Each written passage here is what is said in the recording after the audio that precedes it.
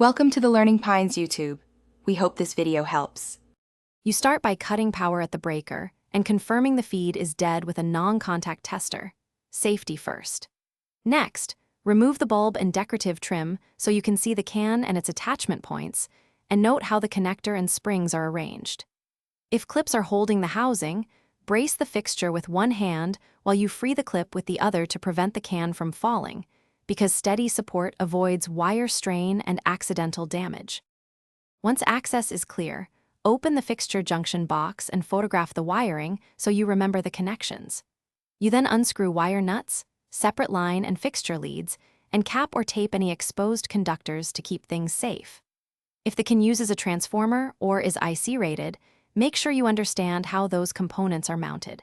Some require loosening screws or removing plates before the entire housing can be dropped. And knowing this prevents damage, you now disengage the retaining springs or screws and lower the can slowly, keeping hands on the housing to control momentum and protect the ceiling.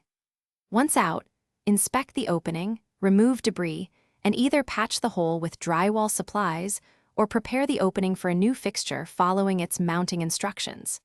If the light flickers or won't power back on after reinstall, make sure the breaker is on and then recheck wire nuts and grounding. Loose connections are the most common culprit.